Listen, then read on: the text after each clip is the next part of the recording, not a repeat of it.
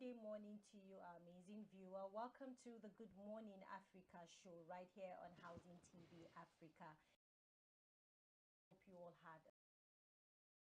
I am Mimana Bagudu, and doing this with me this morning is Mr. Ebenezer. Good morning, morning. Memuna. You look so refreshed. And hope you had too. a restful weekend. Definitely, and I You're hope you welcome. did so too. I did as well. Thank you. Welcome to the Good Morning Africa show. It's a beautiful Monday morning, a very splendid Monday morning, and today is actually a very special day. A very special day, yes. Today we'll be celebrating the children all over the world. Happy Children's Day. It's May 27th. And the theme for this year is investing in our future means investing in our children. I mean, Ebenezer, children are, precious gifts, given to Very us, precious. given to mankind. They are the future of tomorrow. They are the leaders of tomorrow. Yes, we've always been hearing that. Yeah. Even while we're little, they We're always there tell us once. we're the future, we're the leaders of Definitely. tomorrow. Yes, we'll not stop saying that. Children are the leaders and they're also the future of tomorrow. We have a guest with us today on the Good Morning Africa program, where we'll be discussing addressing the need of children and youth in fragile contexts. That's going to be our focus for today's discussion. And Dr. Shade Okoroji, who is the School Development Director, Faria Academy, will be with us in the studio to have this conversation. Ebenezer? It tends to be an interesting one. You know, when you say they are the future, it's a very sensitive subject, because, they are children. Yes, So they are. they are very fragile. You Yeah. have to take into consideration a Exactly. lot of factors, and that is what we Exactly. intend to do today. Exactly. But what is your overview before we move to the first segment, looking at Nigeria as a country? What do you Why are you feel? putting me on the spot this morning? No, I don't mean to do that. But what do you think it's like being a child in Nigeria at the Hectic. moment? It's Why stressful. would you use the word I'll use the stressful? word stressful and hectic, and it's not encouraging, being that presently in the country, a whole lot of things are going on. The country is not really where it should be in terms of motivating these children in, contributing their own quota and doing the needful as citizens of their country. We have corruptions everywhere. These children are listening and watching on a daily basis. Definitely. We have terrorism going on. We have a society that is not even safe enough for you to raise these children the way you would want to. So trust me, it's hectic and stressful. I'm not a parent yet, but I have friends that are parents. I've seen parents struggle, or every day they wake up, trying to see that their children get to achieve the basic, which is no longer the basics any longer in the Definitely. country. So trust me, it's stressful, and I really hope things change for real. I really hope things The change. hope is there that things change, because I mean, if you look at the situation in northern Nigeria, I mean, you send your child to school, at the end of the day your child is abducted, and Exactly. a lot of things tend to go through the minds of these parents. I mean, I sent my child to school to go and learn, and then of course Nigeria happens, and now my child is abducted. I don't even know what they're doing to my child wherever he or she is. So you see that there are a lot of angles to the Exactly. subject. It's And definitely that's why I said it's hectic and stressful, because being a parent in this part of the world is, I don't want to use the word traumatizing. It's really interesting, Interesting, having these definitely. children with you. But then going through your daily normal, hustle and bustle of life, you have children to think of. Oh, I'm not there. Is this child safe? It's a whole lot of mix. Yeah, and then definitely, if you now look at the household economics, Oh I my mean, I goodness. wonder how many children still eat two meats now, considering the current economic situation in the country. Well, all these and more we'll be Exactly. looking at in today's Yes, program. yes. It promises to be exciting. Exactly. We have, I can make it on standby, and that would, come Usher up, us. yes, usher us in to the Good Morning Africa show. But let's go on a quick break. We'll be back shortly.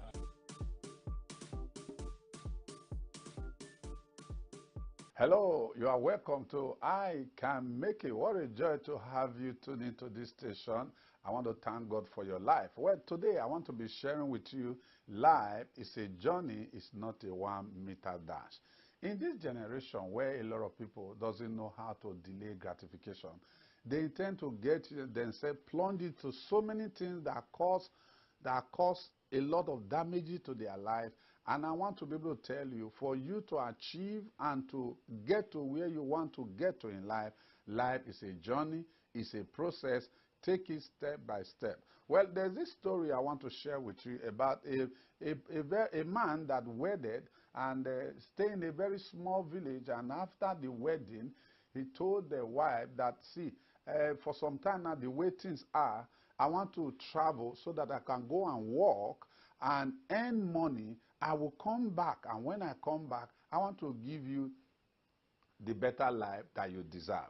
The man went, honestly agreed with his wife, I will be faithful to you, you will be faithful to me. And I assure you, I will not mess up, I will stay faithful. I just want to go and work, earn money so that we can live a better life. Honestly, the man left the house and traveled.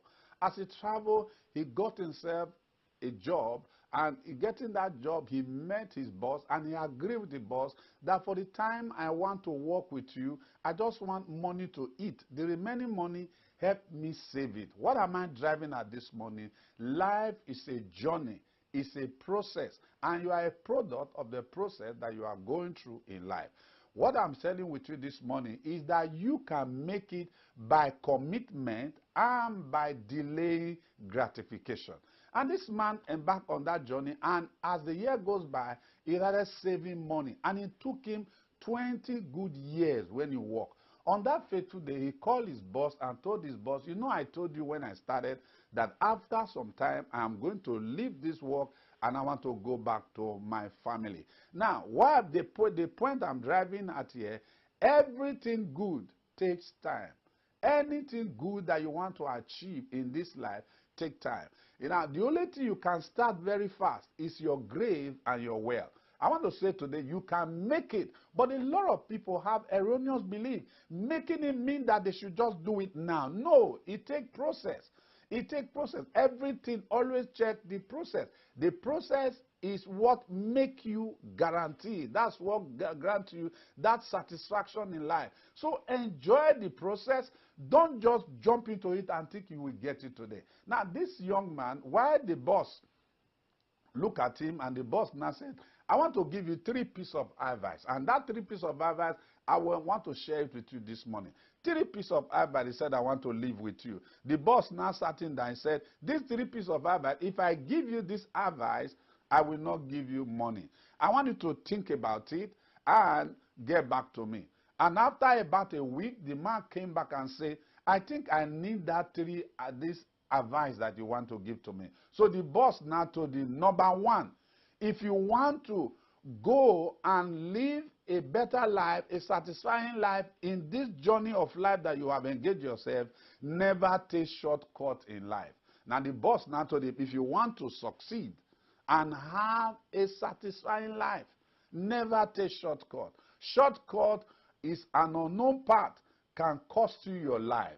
He says shortcut can cost you your life. Now, that will want to make me talk about, are you not seeing so many things happening to our young people today, even older people, taking shortcut? A lot of people have cut their life short. I was just watching a video yesterday of a young girl that is in school that said he was in love with a man, and the man used her. At the end of the day, she's now going through so many pain. There are some things that you can avoid in life. Life is not a 1 meter dash. Life is a marathon. And in marathon, you just move. As you move, there is somebody that is going to take the baton from you. So you keep on moving and enjoy the process. Don't just hit it, because in a bit of taking shortcut, you will lose a lot. Now, the master told him, don't take shortcut. It will shortcut your life. Number 2 things that the master told him, never be too curious. For curiosity in life will lead you to a deadly a position in life that you will regret. Never be too curious. And this man told him, number 3 thing he said to him, never make decision in a moment of anger and pain. There is something I've practiced over the years. You can make it. There is something I've practiced over the years. When I'm angry, I don't talk. When I'm happy, I don't make promise. You see, when I'm angry, I don't talk, because I don't want to say something that tomorrow is something that I cannot reverse. You can make it today. Until I see you in our next edition, God bless you. Visit Housing TV Africa on YouTube and click on the subscribe button. Subscribe to Housing TV Africa to stay updated on latest happenings in Nigeria's housing sector. Follow our social media pages, like and share our posts. On Facebook, Housing TV Africa. On Twitter, Housing TV Africa. Instagram, Housing TV Africa. Join the conversation and keep up with latest housing updates.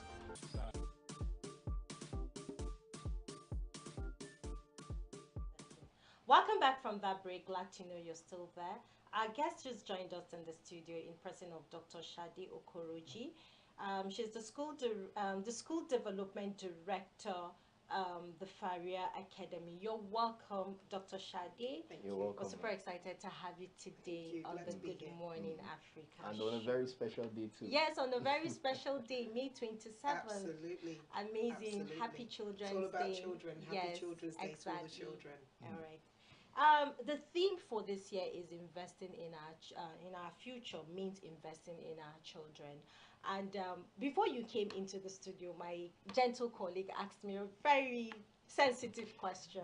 He said, what is my overview concerning investing in the Nigerian child presently with what we have in the country? And then I told him, I said, it's stressful. It's not easy for parents. I'm not a parent yet, but I see how parents on a day-to-day, go through life, having their children with them, and with all the challenges that we have presently in the country. So my first question to you is, as one who on a daily basis, I can say that you practically live your life around children on a daily basis. So what is your overview concerning the Nigerian child? Thank you. Concerning the Nigerian child, I think it's concerning all children globally. I don't actually think it's just concerning the Nigerian child. But for Nigerian parents, based on the society and where we're coming from, many years ago, women used to stay at home. And now we have to fend just to make sure that we're bringing the right income in. Sure. So the people that then suffer that are our children, because we're not at home to guide them through the processes that our parents guided us through. A mum at home has the energy. Yes, it's overwhelming at home as well, because being a wife, being a mother is still overwhelming. But at the end of the day, you're there to be a helper.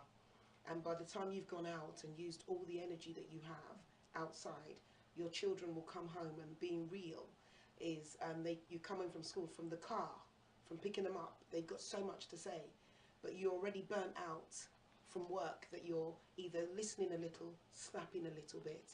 So I think going into the era of the 21st century child, they have sought to technology for comfort, for confidence, for guidance. Because as a parent, we are not there 24/7. I mean, the school has your child for 8 hours a day. And then when you come back, you have them for literally maybe about 4 hours, and you're trying to get them to bed. And that's in a house that's orderly. And most houses in Nigeria were not getting it. Our children are going to bed at 1, 2, 3 o'clock in the morning. So what prospects are for our children is that we have to be intentional about being a parent. It's not just a gift from God. It is a directive from Him, that He will give us children, and we must teach them how they will go and how they will grow. So I think prospects, if we use our faith, as well as our understanding of how we've grown up in our culture, and to influence and bring back a better child, and to support parents. There's also, if I look holistic, what is the tomorrow for your children? We have a system that doesn't support parents who are not high earners. So how do I have control over my child? I'm not a high earner, but what's the support system in place? So when we speak about children, how does what is going on here right now affect them? It affects them greatly, especially in an era where, like I said, we're moving way faster. I don't even want to put a percentage to it, because it is, if America's already 10, 15 years ahead of us, ahead of even the UK, can you imagine what we're trying to do as catch up, and the mistakes we're making as we go along? You know, so the prospects are us really trying to sit down and look back at the fundamentals of what parenting is. Interesting. Very, very interesting.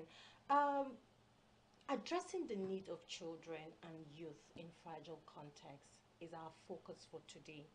And I'm glad that you made a statement about technology being there to, help ease the stress of parenting. And this brings me to my next question: online safety for children, which is very important. Things have changed over the years with the coming of technology.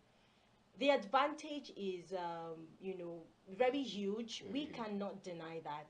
But then also we have the disadvantage, meaning that a lot of things are happening today online. Children have free access to, content that are not supposed to be for them. And I was having this conversation with my friend. She said, technology have made children grow so fast these days. Like, you see a 3-year-old or a 4-year-old talking to you, and you're like, sorry, did you come back from another world, Now, I need you to talk to us about protecting, because you said it's no longer the Nigerian child, children all over the world, protecting children from digital technology. So, Dr. Shadi, what do you think the government can do in protecting the children from digital technology? Okay, so it's vast. I mean, the government have a great hand in what media should be projected into the system, should I say. But a government, when we talk about the government, don't have direct access to children personally. Yes. So how do we make the whole intranet available, that it's not so expensive, so they could actually be, some of the things they talk about: subsidy, education they quote and say is free, but subsidy when it comes to what I can show you in school is different to what I can show you at home. And if you're looking at the intranet or the internet holistically, the government will need to have caps on certain projections that parents also have to respect. And I say that in the sense that a government can say, for instance, in the UK right about now, they've just put out a law that states, as a parent, you are not allowed to take your child out of school without permission. And if you do, you will be fined per parent, per day, per child, about £90. So if we're going to have the right intranet in the system, it's going to need a lot of subsidy. Internet already is very, very expensive and not stable. Yes. So for education purposes, if the government was to say, look, we've invested in tabs, for instance, in tabs that are safe, they've been protected, and you can only access the intranet and not the internet. That helps schools. Okay. And it can also help parents, because it means their homework can only be done on that device. Whether we'll be able to cover, we're very big. We're a country of 300 million now and still growing. An average woman has between 4 and 6, some of them 8 children, and they're still growing. So it may be a vast cost on the government. So it will weigh up and come into a parent taking onus of how my child then uses these digital apparatus at home. So as a government supporting and putting a regulation and putting a law in place, even online, to say you must, if you give your child a gadget, then this is the access point and it's free, to put an intranet even on their devices. Because there are apps though, and we'll go into that in a minute without deviating, but I think when it comes to how the government can influence that is by upping the laws of trying to find out who's online. Because in saying this particular thing, we had an incident, and the whole process happened at home, where a young scholar came to the school. He was about to do his exams, and his key worker opened his laptop, and what she found was porn. So this was porn that he had been looking at home. At home, not even in school. No, you can't do it. I mean, not that you can't do it in school. I won't say you can't. Yes. Because children find loopholes everywhere. course. All right, and I'm being real. Yes, Okay, true. but I was kind of relieved that the whole process did not happen. It was a laptop that was brought into school for the purpose of their exams. So as she opened it up to make sure that he could get on the internet, because in the school, for instance, we have a cutoff. Okay. So the children can only access their exam page through an educational platform. Oh, nice. So you're on that educational platform. You have no business or no Other reason sites, to yeah. search on the internet because it's actually a portal made for their exams. But this little boy, as they opened it up, that was what popped up. Before you could say anything, he tried to cut it off. But of course, we have investigations with the ICT department and how one person's child can watch nearly 15 in the space of maybe an hour and 30 minutes That's scary. at home from March till I seized the laptop. Wow. So this is really worrisome. And this brings me to my next question about parenting and how parents can be able to, make sure that, or rather safeguard their children in terms of using technology, because every parent wants their children to own gadgets or Absolutely. phones. Yes, I know maybe due to they want to keep communications with their children, or because their education, or excuse me, their education at the moment is tied to technology. So how can parents, you juggle between their busy schedule, going to work on a daily basis, because of course, yes, they need to work and fend for these children. So how do you think that parents can be able to manage all of this? You need to be a friend to your child. You need to want to know what your child's doing. You have to be an intentional parent in this 21st century, because if you do not teach and guide your child, somebody else will. I know what my child can do, quote, in my presence. Yes. I do not know what my child will do when I'm not there. My child knows my boundaries. Does your child know his? A child knows his boundaries in school and he still tries to push it. So if I've given you a gadget, all the gadgets today have parental control. You need to be intentional about understanding it. Some parents, oh no, I'm not digitally inclined. I do not want to go anywhere near a computer. I just want to be able to pick up my phone and say hello and bye-bye. No, because your child has already sussed out this gadget. Your child will teach you about this gadget that you've given him. You gave it to him for communication purposes. When you're off at school or there's an emergency at home, you can call me. This child has gone beyond that. They found out even how to decode your safety measures that you put in place. My sons know my password to my phone. So if I put a parental control on and I'm not conscious and I use the same code, he just goes to parental control, presses the pin, up. he has my phone in his hand, he decodes it, approved. So how are you putting checks in place? It's all well and good you put parental control, but how are you following that up? When your children have had a conversation, quote, you've got WhatsApp on your phone. If you allow them to have it, then you must check it. If you allow them to have a Facebook account, you must read it. You must read comments. You must know where your children are going. So a parent has to be intentional, and every parent has to. It's not one person's job. It's both our jobs. As long as we've got a mummy and a daddy, it's both our jobs. There are apps that allow you to see what conversation your child is having. Yes. There are also apps now that give your children, what do you call it? Time. What do you call this? Digital time, if you like. Okay. Yeah. So you come home in the evening. I know you're doing your homework, so you get an hour, and I'm at work, and I get to see what you're doing. So after an hour, I cut off. That 1 hour's done. Cut you up, yes. I can cut you off, disarm you. So come home, oh mum, I didn't get to finish my homework. Okay, that's fine. I'll give you an extra 30 minutes, and you can finish your homework. After 30 minutes, I press it. So this is not putting a timer. A timer can be, you can have a mistake. It can be a default. Yeah, and or you've pressed off the alarm because it's gone off at work and you've forgotten to reset it. That's because we're human, right? So the ideal is that it's better. Let me see it and cut you off by giving you the time directly. So you can be more intentional about monitoring your children. Even at work, there's something called monitoring and evaluation. If I've given you a gadget and you've abused the gadget because I'm checking you on it, then eventually I'm going to take away the gadget. Of course. So this is not your child's comfort zone, and the internet or the phone, these are not how children should converse. I was just to let parents know that I was in McDonald's. I was driving about 5 hours. I was driving to Wales. So I stopped in McDonald's to get something to eat and just have a break. And I saw the only a couple, should I say couple or family, they were about 8. And they were also traveling somewhere. Okay. And I watched their conversation. Not one person had a phone. Everybody else in that restaurant was on a phone.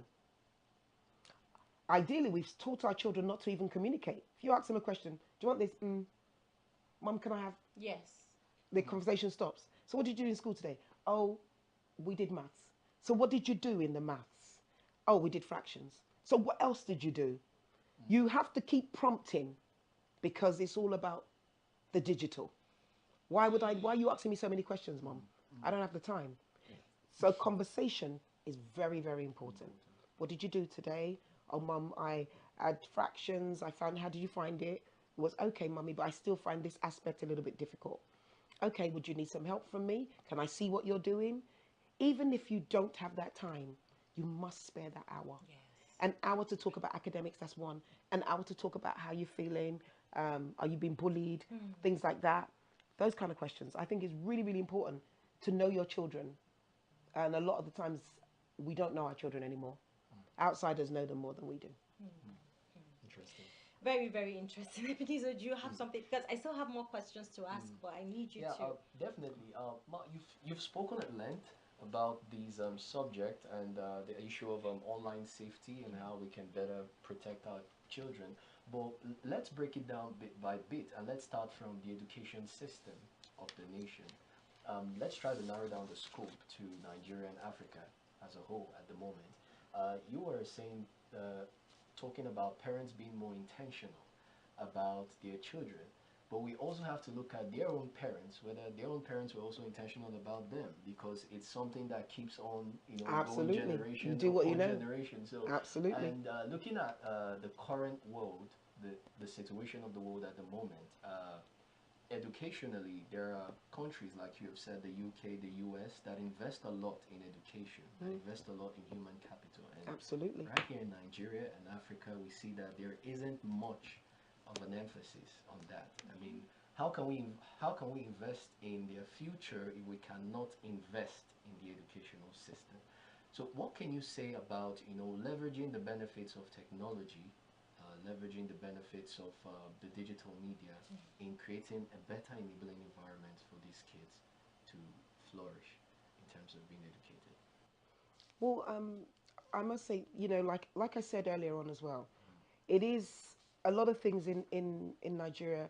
For instance, the schools majority. If we look at the Nigerian child that cannot afford, should I say, less privileged or low income families, they're not all going to be able to have access to these digital apparatus.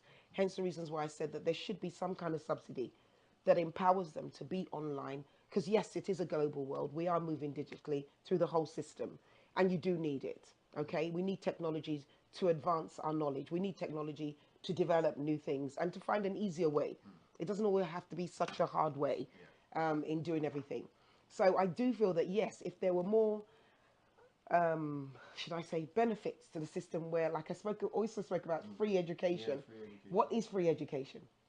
Because the children are given a subsidy when it comes to, there's a quote that says, okay, the children are not supposed to pay anything, but you need to buy your books. But if I couldn't pay for my tuition in the first place, how am I going to buy my books? Exactly. So in a typical government school, there are no books. And so I'm sharing your book. 4 scholars are sharing 1 book. So yes, there are some private sectors and NGOs that have tapped in. But it's not behind the government, because you can't do anything in Nigeria unless the government are aware. So the government need to dip into their pockets themselves and have their own. These are NGOs that are pushing these things out for you, but they won't touch every single body. You as a government have onus of every single state. There are 36, 37 states.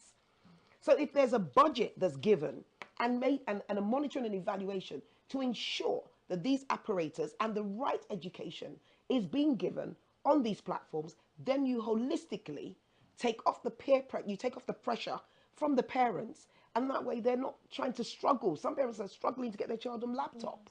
But if a school has the right technology in place, the children can do their homework before they get home, which means should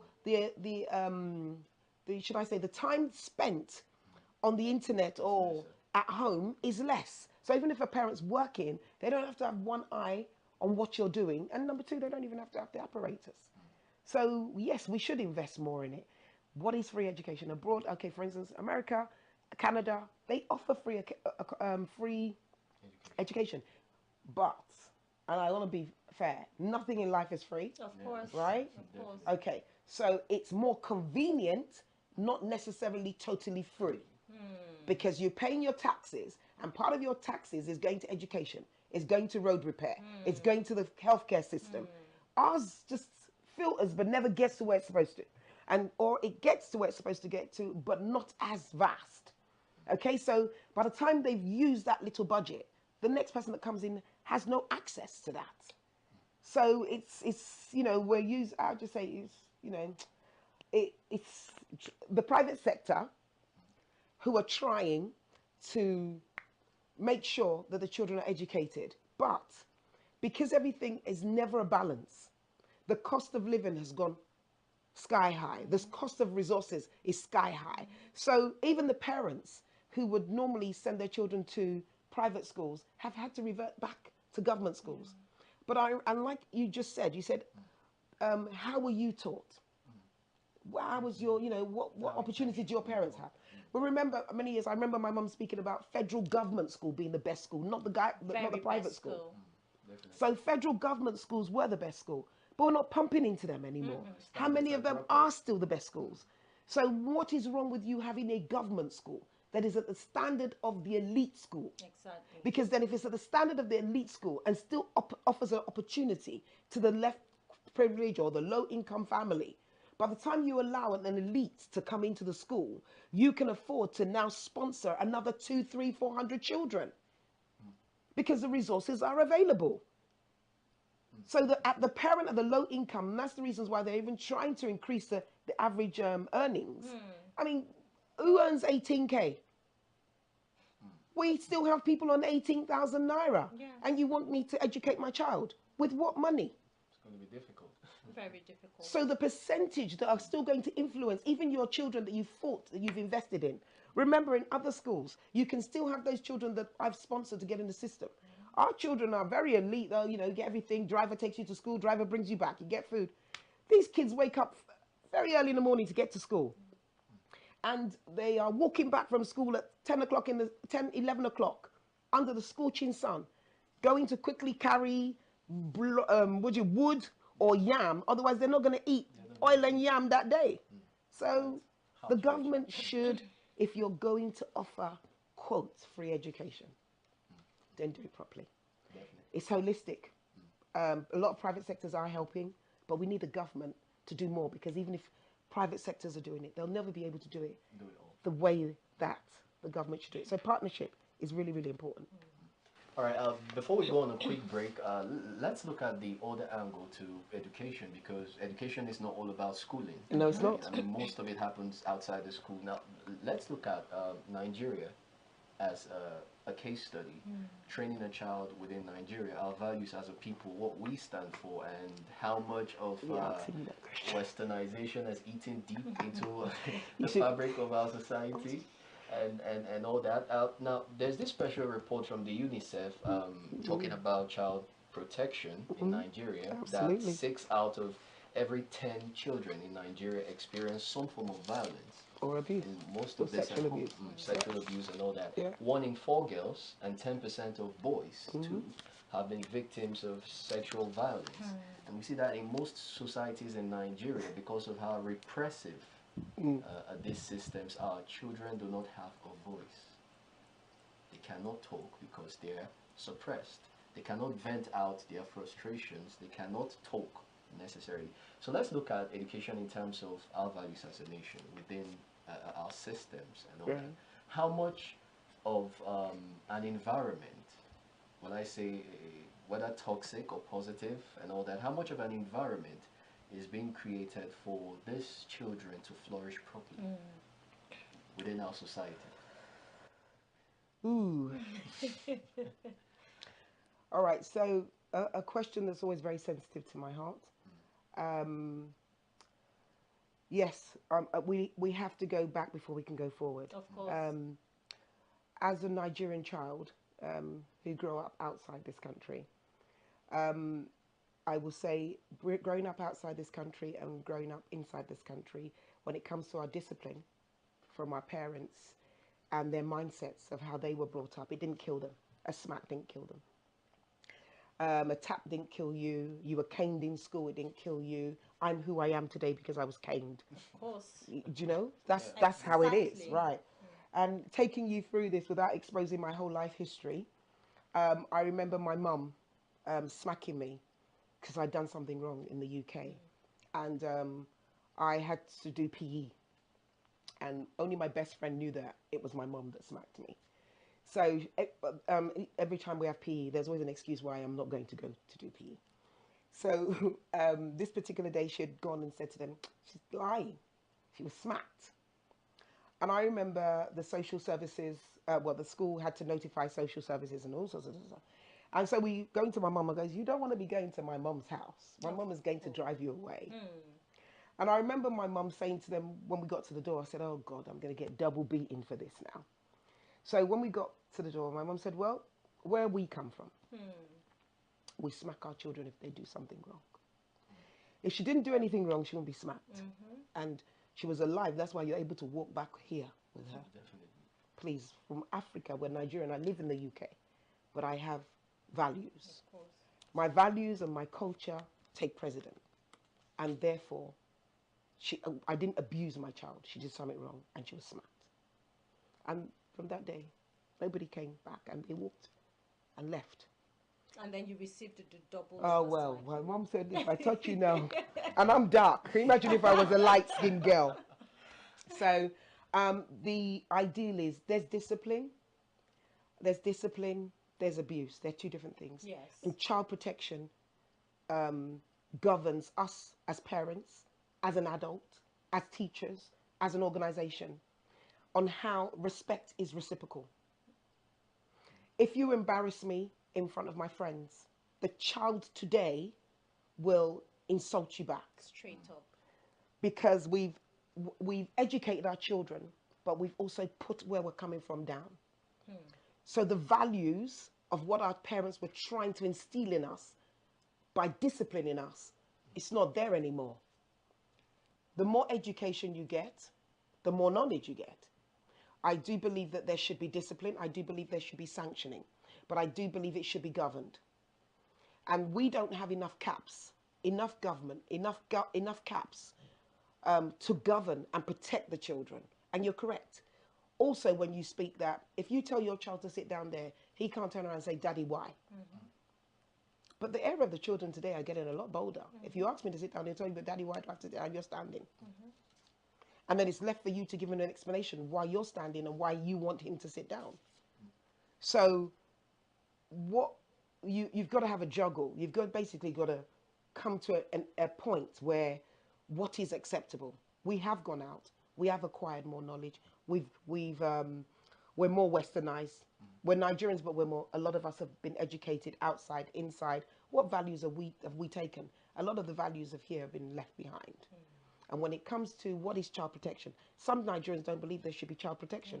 There's still schools that honor corporal punishment. So what is the limit, though, of corporal punishment? Where's the limit? And just to cap and put you, because just as I was sitting down out there, I opened up my phone, and there's a young girl that's just died in Ebonyi State University because she had failed. She had been failed the first time, the second time, the third time. So she took her own life. And a statement from one of the commenters said that parents, it's really important to talk to your children. And even as a teacher or a lecturer, you failed once. You felt, I'm going to be disheartened. She said out of the whole class, she attended lectures. There's a voice recording of her before she took her life. and said, there's no point, I don't need your certificate. I'm going to tear it. And she took her own life. Who was talking to her? We don't have enough guidance counselors in schools. True. We need to have enough, because even if I can't speak to my parents, there should be a system so the government can help make sure that in every school there's a guidance counselor, because you can hear the voice of the child. We can't, you know, we're not very private, right? And I say that not being bad, but you know, if we have a conversation, do you know so-and-so's child? We think that we're using them as lessons, but our children Are hearing. are hearing. Yeah. They're hearing. And I'm an old mum, all right? So I've been able to raise children in the past decades, right? And I still have children in this era, all right? So I've seen the way that I raised my first set of children to how I'm raising these children. I can see that the challenges are way more. They're evolving. Oh my goodness, are they evolving? You know, sit down there is sit down there. You know, before your mum can look at you with their funny eyes. And then you know the And you message know- is passing across. to Yeah, you need to Yes. sit down. She's not going to speak. Yeah. Now you can even speak your language to a child, and they say, "Why are you speaking that language? Don't you want the Yes. person next door to hear?" Yeah, children will expose you. Yes. Oh, daddy said to tell you he's not in, but he's in the room. That's how bold our children are becoming. So, but I think child protection is, I mean, for instance, in the Ferrer Academy, it's paramount. If you cannot be a school in Nigeria who runs an international curriculum and you do not have safeguarding and child protection, and you should have you should have a guidance counselor, because that's how you find out even that children right now are being abused and what is abuse. You know, and I think a lot of parents, I would say not so, I shouldn't say that, most parents who are educated and understand the systems of having cousin, uncle, friend, everybody visiting your house every 5 minutes, because that's when your children are more exposed. Yes, so who's abusing who?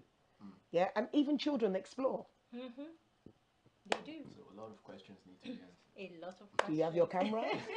Are you monitoring? Are you even giving them their freedom? Do you know breach of their freedom is actually a safeguarding issue? Absolutely, in child protection. So what is it? Do you even know it? Has anyone read it? Do they know what it means? It governs and it protects the child and the parent or the guardian, if you've read it. Stay with us. Get credible and authentic housing news at your fingertips by downloading the Housing TV mobile app. You can also join Africa International Housing Show live from across the globe through the Housing TV mobile app. The mobile app features live streaming, housing news. You can also locate the AIHS venue via the app, network with AIHS seasoned speakers, as well as live chat. Download the Housing TV mobile app now from Apple Store and Google Play Store. Don't forget to click on the notification button, available for both iOS and Android users.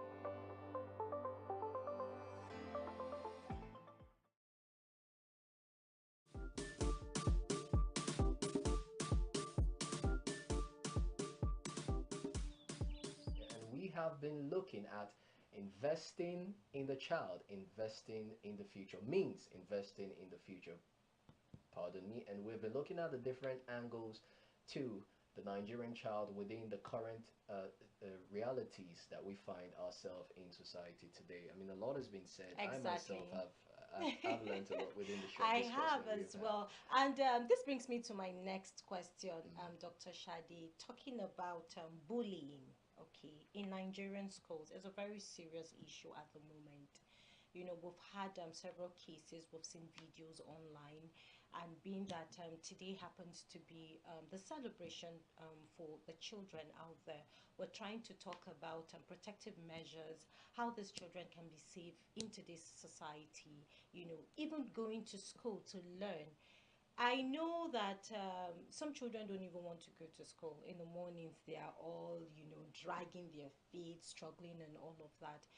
It's possible based on little experiences they do get every day when they go to school. And bullying is one of them. I need, as a school administrator, and I'll still bring back that word, you practically live your life around children. Do you think that this bullying thing is as a result of these children not having good counseling from parents. You made mention of schools having guidance and counselor. I remember my time, I had a reverend sister as a guidance and counselor in my school. We could easily speak to her about, almost everything. Absolutely. Because I grew up in a family where conversation is top. You must communicate at every given time.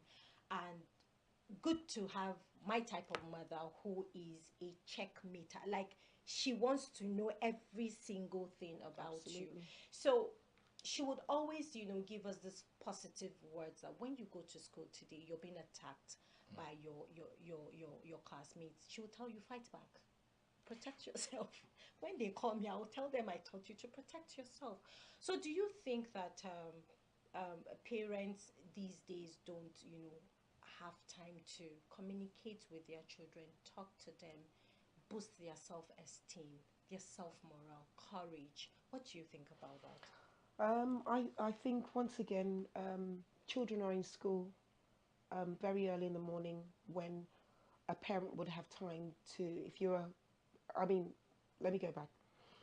Now, because we work, children go to school earlier. True. So normally a parent, mum can stay at home and understand her child. And we don't have enough of that. So say, for instance, I have a very bubbly child, and I'm saying this to get parents, no, so it doesn't look like we're caning them, okay? I have a very bubbly child, and then, yes, they have the initial where they cry, and he's trying to settle into school. I understand where I'm going. Mummy's going away. Mum's going to come back. And then all of a sudden, my child starts to become quiet. But some parents miss it. So I come back. Boarding school, absolutely, is one of the first places that you see your children change. Yes. So they go off initially and they're very scared. They'll either be very withdrawn or be the popular kid. There's no in between. An in between child is being bullied. Yes. So there's no in between. So because an in between child will be, a middle child will you'll just see the child change. Very short tempered. And if you watch them around their siblings, you'll see them lash out. This is a child that normally would have a lot more patience, but now you're in my space and somebody's been bullying me, picking on me. I mean, boarding school teaches you to either grow up, sit up, or tell mummy you can't handle it and you go. So because I know from being in the Nigerian boarding schools, you come in with your provision. I know a lot of the private ones try and monitor it. Yes. But can you imagine the government ones? You go in with your provision, your seniors waiting for you. Yes. And they're going to collect everything. So how do you then survive? You either become a bully, yes, to survive. You've got to become one of them. Or you've got to hang with the people that act like them. Of course. Because that's how they get their that's how they get their kick for the day. Yeah, so, and normally a bully has been bullied. Of course. Yes? Of course. Not necessarily by even a peer. It could be by an uncle, it could be by dad, it could be by mum. It could be a child that I adopted. It could be a child that was my uncle's son or daughter. So we do this indirect bullying, whether we like it or not. So for instance, I mean, many a year ago in people's houses, not everyone that takes their cousin's child or their sister's child and treats that child right. Not at all. That's bullying. So that's bullying. So where did I learn it from? It's not necessarily all learnt behavior from school. It's already learned before you get into school. You're exhibiting it in school because I'm not watching you. So the ideal is, oh, well, that's how they do me at home now. So your meat, you're not having it today. So give me your meat. What gives you the confidence to do that? And you speak about bullying. Yes, there's bullying and there's bullying. There's bullying with confidence. My dad is a police officer. He can tell anyone to sit down and you got to sit down. So what do you have So to what say? do you have to do? You got to sit down because I'm a daughter of a police officer. And you know, we're very much like that in Nigeria. Do you know who I am? And that's the first thing that comes out of somebody's mouth. Do you know who are you? Are you not a human being like me? What you teach your child to be is resilient. So my son, and I'm glad that I've got these examples because I've got kids of all ages. And I remember him sending me a WhatsApp. I was in the UK. Mum, you've taught me not to smack a girl, but this girl is close to not only being smacked by me, but being thrown across the whole playground. So, and you know, he's very calm, very quiet. That's not his nature. For him to get to that level, I'm wondering, what is it? So I've sent him out, but remember what I said, you're not allowed to hit girls. Men don't hit women on no account. Go and report her. Do not touch her. So I happened to fly in. And when I got in, he was upset. I think there was another offence. I'd calmed down that one. And then I said, right, I'm going into the school to go and make a complaint. And I went into the school and I gave them my complaint. But before I did that, I think, no, she did something again. I said, you know what, how you're going to disarm this young girl? You're going to embarrass her. Yes. So the next time she picks on you or slaps the back of your neck in school and calls you an olodo or does whatever she's calling all sorts of names, I said, just shout really loud. Stop it! I don't like it. Yes. And when you do, everyone will turn around, including the teacher. He kept, Mum, it worked. She was sent out of the class. Good.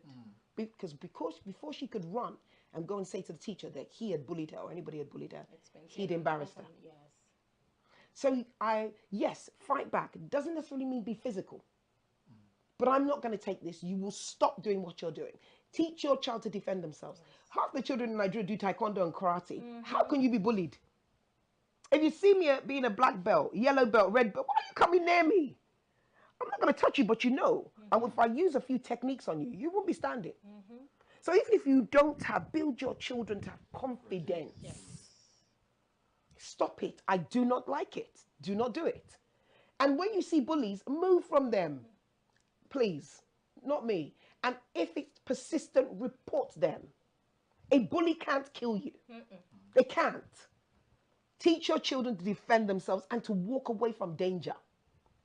I was saying teach them to be intentional. A child came to meet me and said, you know, we're very academic. We are fantastic, but we're going to university.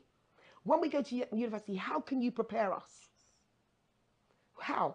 He says, I don't think we're street smart. And I would say, moving our children, parents will come in and parents have got a lot in all of this. I must have my child go to a 13-year-old in SS3 looking for what? Why is a 13-year-old or 14 what it was before because we didn't know any better? Exactly. But what is a 13-year-old doing in university? Exactly. Before, we used to be conscious about whether our children could learn about sex, whether we could even say the word sex in the house, whether you could even say the word kiss. A parent would not kiss in front of you many a year ago. Exactly. A parent kisses in front of you now, then you explain to the child that that's how mummy and daddy show an affection to each other. That's how we show our affection. Okay? When you are old enough and you get married, then that's how you can exhibit your affection to your wife or to your husband. But you're not allowed to do it right now because you're not age appropriate. You can hug your friends. Yes, you can give your husband a big hug and let go. Do not let anybody kiss you, and do not let anybody hold you any closer than a teddy bear's hug.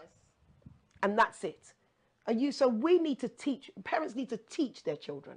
I'm a parent, so I'm going to keep saying we.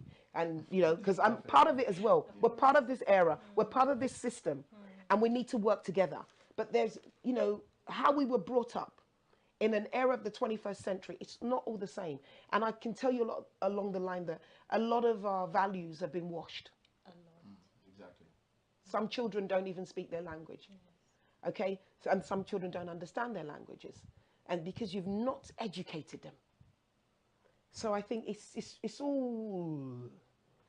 very much Holistic. It's very holistic. And it's just there's not just one direction. It's being conscious. And like I keep saying to you, we've got to be intentional. School owners have got to be intentional. School teachers have got to be intentional. You've got to know also in school, you must know your child. That's why you have a form tutor. Your form tutor must know you. They must be able to come close to you and trust you to tell you their secrets. That's how protection's done. Education in the government sector, because the private sector do educate, do speak about safeguarding, do speak about child protection. And we have, and like I said, a guidance counsellor who needs to get into the mind of the scholar.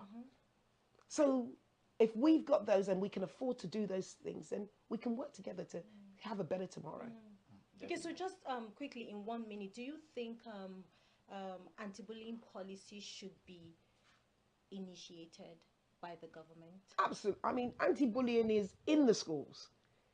We run an anti-bullying policy in the school, which is governed and directed by the Child Protection and Cambridge. Cambridge and the Nigerian government, they're all in the fine print. People are just not reading how to implement it. There are policies. There are guidance. And as a school, there's a policy that you are now supposed to derive your own procedures. What is your anti-bullying procedure in your school? What is it? How often do you bring it up? Is it only when there's anti-bullying recognition in the calendar? Or do you practice it every single day? In the middle of the lines of what those children were saying from, quote, the bullying school, was said that it was allowed because some people were given money. Yes. So if you're given money and you're supposed to be my leader, but then you allow it, that means there was no procedure, not that there wasn't a policy. There will always be a policy, but who's driving it? And I'll come back to saying monitoring and evaluation is paramount. If you have an anti-bullying policy and an anti-bullying procedure, then there's a cap. The confidences of children exhibiting bullying normally hide their bullying. They don't exhibit it with such confidence. There's bullying everywhere in the world. There's bullying in office. Yes. There's bullying against gender. There's bullying against color, discrimination of your races, all sorts of things. There's discriminated bullying in every walks of life. It's how you're teaching your child to be resilient to it. So making bullying bigger than what it is, we're trying to recognize bullying. But bullying has been in Nigeria. So it means every time your senior smacks you, are you being bullied? What is your understanding of bullying and what is my understanding of bullying? You have a prefect that's checking. You have a school mother that has the authority of the school to whip you. So what kind of policy do you want to put in place? You can make sure the schools are making sure that they have a bullying policy. But there is a policy that they're supposed to derive their procedures from. So yes, it's important that we're more aware. The private schools are being exposed. But in government school, corporal punishment is still accepted. So is that not bullying? Can you keep me sit down in the sun or kneel down in the sun for how long? Is it a sanction? Is it a policy? Have you given the parent the policy? Because the child can still go home. A parent can say, you've been bullying my child, picking on my child. Yes. Where's the cap is what we need to get to. So what is the cap? But we're being bullied every day. People can bully me because I don't have the fine LV shoe. Yes. And I work in an office. Yes. I don't come to school in, bag, I don't come to school in Mercedes Benz. And that's why schools in Nigeria cannot honor a mufti. Yes. Because mufti would just cause mayhem. That's why we have to follow uniform. So yes, it would do better. You know, a lot of the things, I will never say that the Nigerian system or the Nigerian government are blind to anything that happens. I would just say that we don't have anybody that's driving it. So to agree with one point here, I would say it would be really good to drive an anti-bullying policy. Drive on it, create a bigger awareness, put it up in adverts, you know, it's there. I bet you any money, if you go in the blueprint, it's there. But no one's been driving it. No one enforces it. Today we remember, oh, there's an anti-bullying. Schools are not supposed to do this. Tomorrow, somebody has paid the system to do that. You can pay the system to get me in to do different kinds of exams. You can pay the system to get me into university when I'm not age appropriate. Why can't you pay the system to ensure that somebody is watching and checking the anti-bullying policies? Because they're in the schools. Before you can register as a school, you must meet the FCDA standards. Yes. They come and do assessments. So what do you have in place? They come and check your clinic. They come and check your school counselor. They check that you've got all these in place, but they never check whether it's running. Thank you so much, Dr. Shade Okoroji, School Development Director, Difaria Academy. It was such a pleasure having you today on the Good Morning Africa Thank you. show. I don't even want you to go, but hey, Yeah, of course we he have has to to. go. All good things must end. Thank you so much. Ebenezer? Thank you for having me. Thank you. Do you have any other thing to say? All right. In closing, before we let you go, what can you say about the way forward? Where do we go from here? In closing. I think we should, for parents, I think we should embrace the gift of being a parent and honouring our children today, to celebrate our children. It isn't just about taking them out to the park, buying them sweets, buying them ice cream. It's about doing an external, be intentional, speak to your children, and, I wouldn't say that speak your mind. I think it's really important. Your children are in schools 8 hours a day. Be a partner to your school. Be a partner to the government. If you are a parent in government and you can influence a change, then let's do a change process, because there's a change process that's going to make our children's tomorrow better than what it is today. I think there are many people in different sectors. It's not because we're all parents, okay? And as being a parent and being in management and being in governments and being an opportunity to be in education, there is a way that we can make our children's tomorrow better.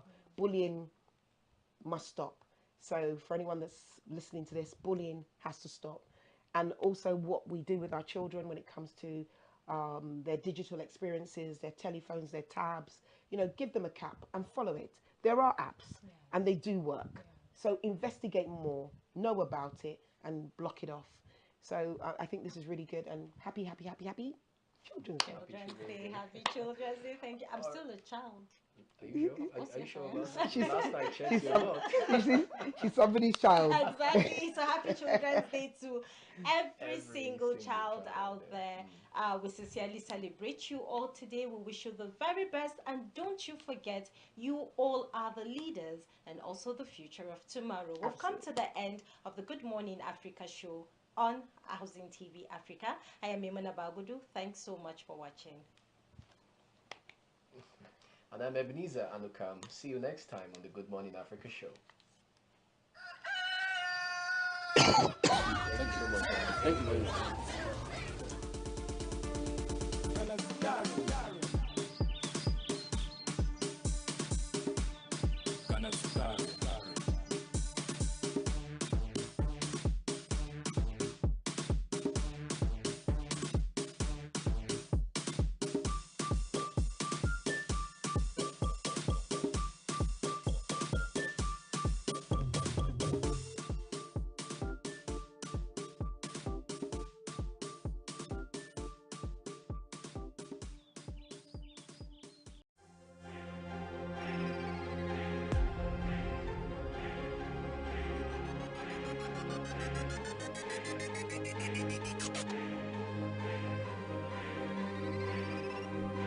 Housing TV Africa, your first in housing news.